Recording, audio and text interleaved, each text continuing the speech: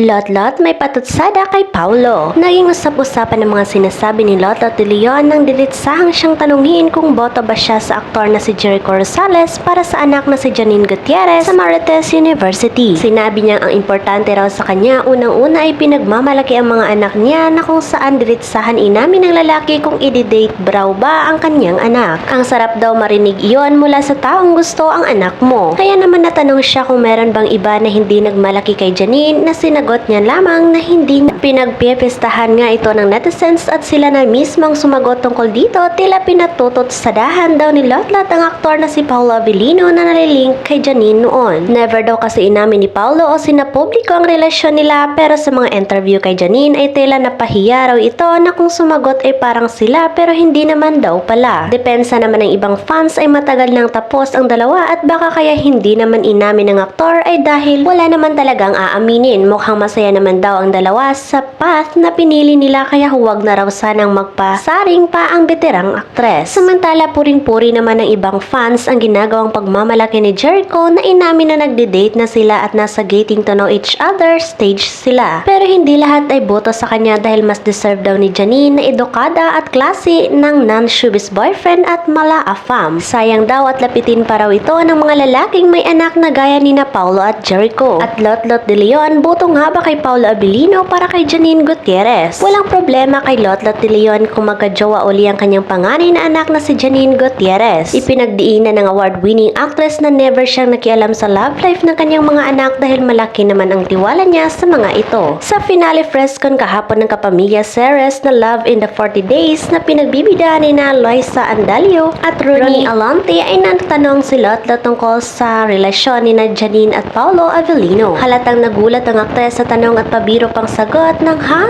Choppy po kayo, choppy po. Mukhang hindi nga niya inaasahan na may magtatanong sa kanya ng personal na question at tungkol pa kina Paulo at Janine. Pero seryoso pa rin itong sinagot ni Lot-lot at sinabing nasa tamang edad na si Janine at kung saan masaya ang anak ay masaya na rin daw siya. Hindi nga raw siya yung tipo ng nanay na nakikialam sa love life ng anak.